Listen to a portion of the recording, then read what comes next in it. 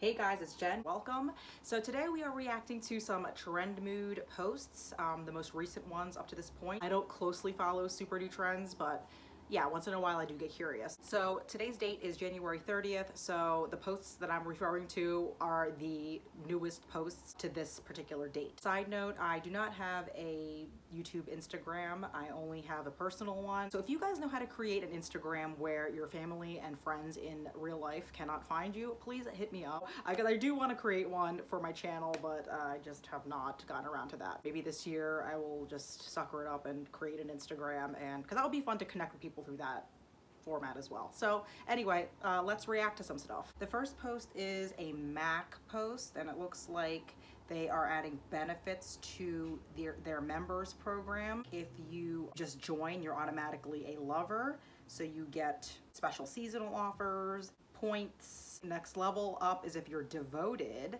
you spend 150 within a calendar year. You get a few more perks with that. I don't want to go through each and every single thing. And then the last one is you're obsessed, which is when you spend $500 within a calendar year. So this, like, you know, it's kind of like any loyalty type of membership that anybody would have. Like, you know, I don't know how many people are really buying that much MAC anymore.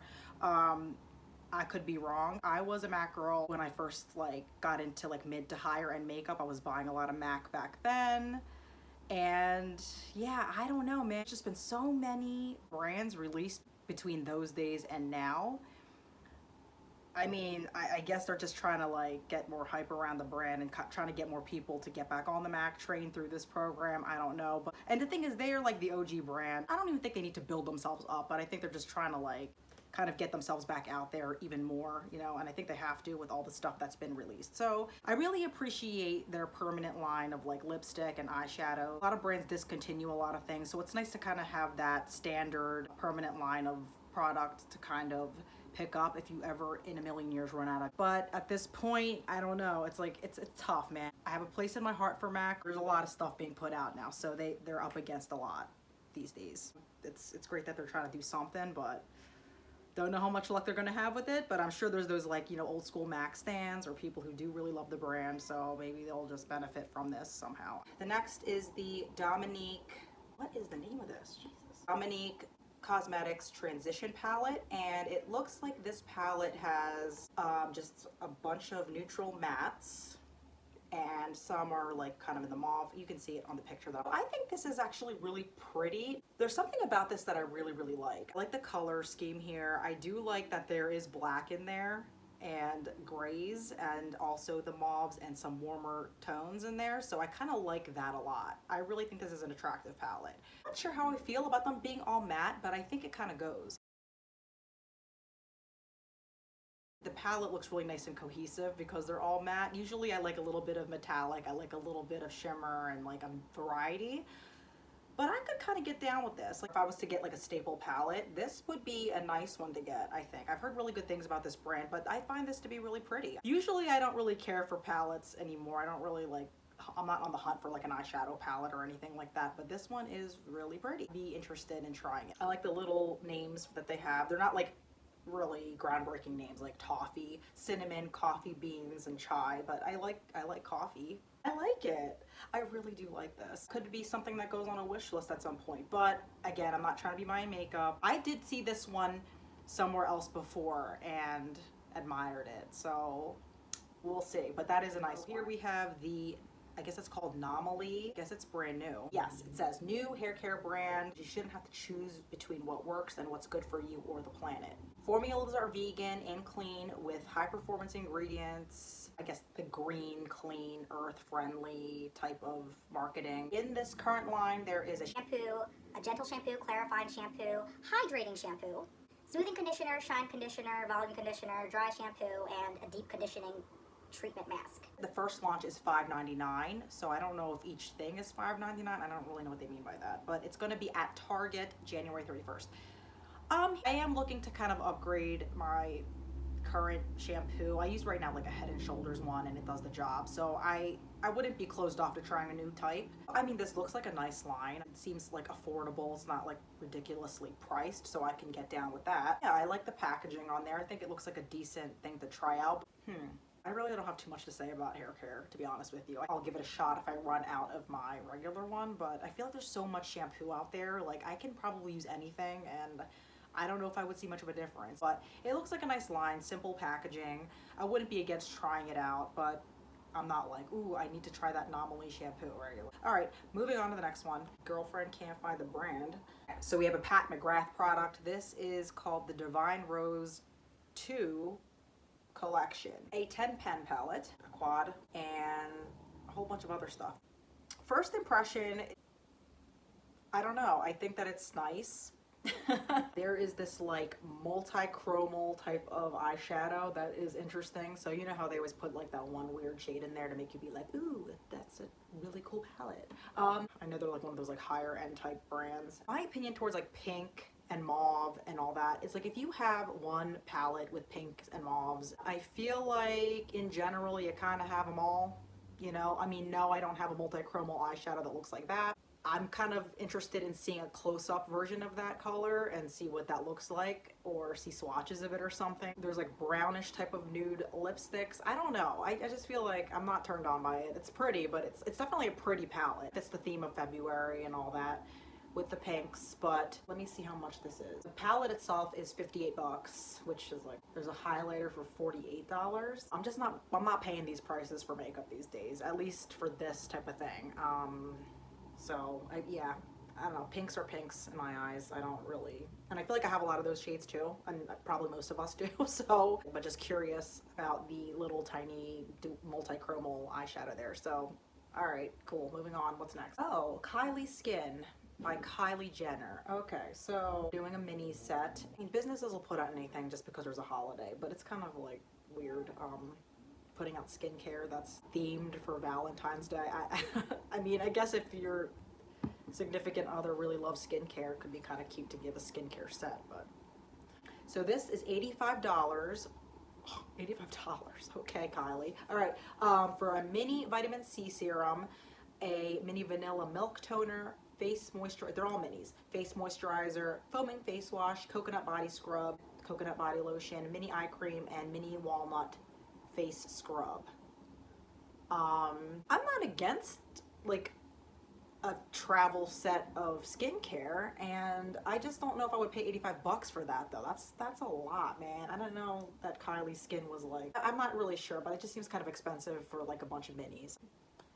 I don't know, that seems kind of high. I don't know, does Kylie kind of put out really expensive stuff? I know that our makeup line is kind of more on the affordable side. I guess if you're thinking about it in the way of like, well, you're getting a bunch of different things, and normally like mid to higher end skincare can, I guess, add up to be something like that, depending on what you're getting. So maybe it isn't as expensive, but I think I'm just looking automatically at the price itself. I don't know, but I wouldn't pay 85 bucks for that kit at all, like personally. I would maybe consider getting that, but at a much cheaper price. I mean, I'm again not looking to buy skincare, but if I were to get that, it wouldn't be for 85 bucks. But I mean, it's cute, packaging's cute, but yeah. And skincare in general, I'm always kind of shady on. I don't know about a lot of it. I think a lot of it's just for the experience of it, in my opinion. I mean, sometimes things do work, and you know, it takes a while to see the difference.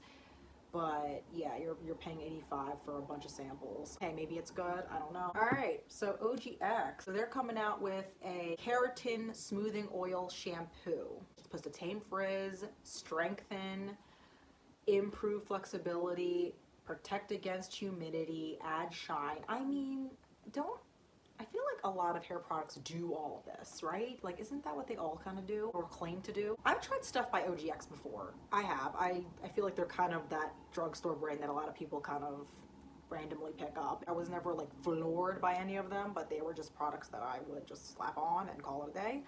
And I don't know, I feel like, you know, having the experiences that I've had with OGX, like they're okay and all, but I kind of figured out how to work with my hair with what I already own. Like, don't get me wrong, there's a lot of drying shampoos out there, but I think that it's also what you do after the fact of shampooing that can make a big difference. So, I mean, this is a pass for me, but you know, I'm not closed off to it, but I'm not looking to purchase something like this. This is the thing with this website. I can't figure out what the actual product brand is sometimes, and I'm like hunting for the name.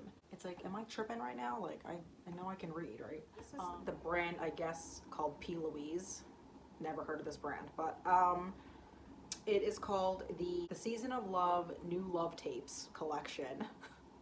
Okay, all right, I'm getting kind of like, what's going on? All right, we have a little old school cassette tape packaging that is pink, of course, for Valentine's Day, and each little cassette tape has 8 shades in it. The neutrals, some warm tones, some blacks, I don't even know.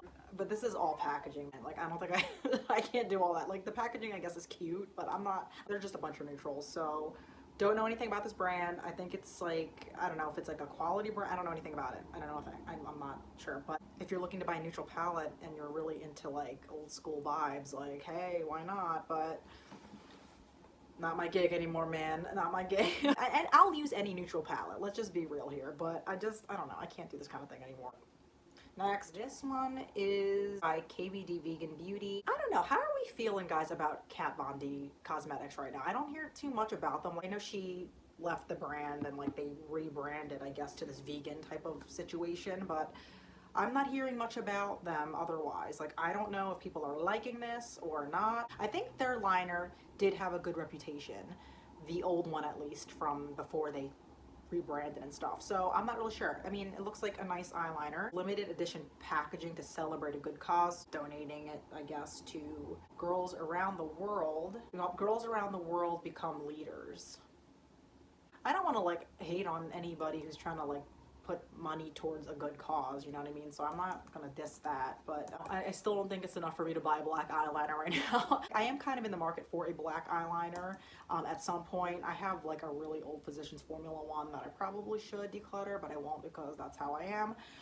So eventually I would like to try out a new eyeliner, and I don't really know. I just have no thoughts on this. It's a black eyeliner pen. Like, no matter how much you try to spin it and like whatever, it's a black eyeliner pen. So curious about the rebrand altogether, and if people are like liking that. Like, they kind of switched over and then I never heard anything about the brand again. So, okay. Oh God, Colourpop, here we go. Okay, I got some thoughts on this. All right, the Colourpop Animal Crossing thing. I'm just reacting to the general idea here. So, I mean, we all have thoughts about Colourpop these days, that they're over-releasing stuff and it's like fast fashion makeup. I'm not into that whole thing of like, let's find something trendy that's not makeup related at all and let's fuse it with makeup and just make a buck off it. If you're into Animal Crossing, I know that's really popular, so they're trying to jump on that. If you're into that, like, I mean, do what you want to do. It's a marketing thing, man. But if you like both of them, if you like makeup and you like Animal Crossing and you're really like, I'm feeling a connection with this collection, do whatever you want to do. I guess it's cute. I don't have Animal Crossing. I have no kind of connection to this type of palette. I think it's like not drawn in. Very themey kind of colors. Maybe if you're like looking for like a little tiny hint of mint in your collection. I've kind of been into like smaller palettes. I think that the colors are cute and springy, and yeah, I mean, if you're not looking for huge makeup palettes, I mean, here you go. You have some little guys right here. Like, I think this is a little young for me. Yeah, it's a little young for your girl, and I'm not, I mean, it's cute. I'm not saying that the colors aren't cute, but I'm kind of looking for something like not that, like, colors and cartoony animals. I'm not their target audience for this. So Colourpop in general, I'm tired. Okay, let's move on. All right, so here we have the Milk Makeup Pump Roll Wait, what the hell is this called? This is their Sunshine Skin Tint with SPF 30. Clean silicone-free skin tint provides weightless light coverage, moisturizes with natural oils, dewy finish, and protects with coral reef safe broad spectrum SPF 30. Okay, so it looks like it applies with a roller, which is interesting. I've never seen that kind of a application method with this type of a product. That's definitely interesting. $42. Okay. Again, I haven't bought makeup in a long time and definitely haven't tried any Milk products at all. I don't know about $42. I don't know how much they give you in this particular product. So again, I'm just reacting. I'm not like going full depth like review or anything, but amount they give you aside. I don't know if $42 is kind of where I'm at for a skin tint. Do you know what I'm saying? Like, I don't know. I have to kind of do my shopping and look around what else is out there, but it's a lot of money. But what isn't a lot of money anymore with makeup? Okay, so it could be a really nice product. I'm not saying that. And if anything, I'm kind of in that type of mind frame now where that's the kind of makeup I would be buying over like an eyeshadow palette. But that said, I don't know, it looks kind of too plain for $42. And I was that like weird. I mean, I know that minimalist packaging and like all that stuff, like it doesn't have to look, but it looks kind of like cheap packaging. I don't know. Maybe it's not. Again, I can't feel it in my hand. I don't know, but I feel like I could get something from e.l.f. and Colourpop. I know, like, I don't love Colourpop as like an eyeshadow brand and stuff like that, but I could get Colourpop, I could get e.l.f. for way cheaper than that and be perfectly happy. All right, let's do one more and then we're gonna wrap this up. This is the Natasha Denona Mini Love Collection. So again, with the whole, you know, Valentine's theme stuff, definitely want to try something by Natasha Denona. If I were going to buy a new eyeshadow, it would probably be one of their little tiny palettes. Pinks and purples. And I feel the same way with all these eyeshadow palettes. Like, they're all pretty, but at the end of the day, like, that's not going to be enough for me to want to drop the dough on it, especially with this like limited edition kind of stuff. I'm just like not feeling that vibe. I don't really like buying Valentine's themed makeup. I just don't. It's too like, even though I know you can use these things past Valentine's Day, of course, I feel like when it's super themey like that, my brain just automatically associates it with Valentine's Day. I mean, and again, like the blush and stuff is really pretty and all. Like, I like that peachy look, and I'm sure the highlighter's really pretty. I like my packaging to be a little bit more neutral, you know what I mean? So I know this is more about the packaging than the actual product itself, and I don't know about that lipstick. It looks a little too, I mean, yeah, there's a place for that for some people, I guess, that kind of shade.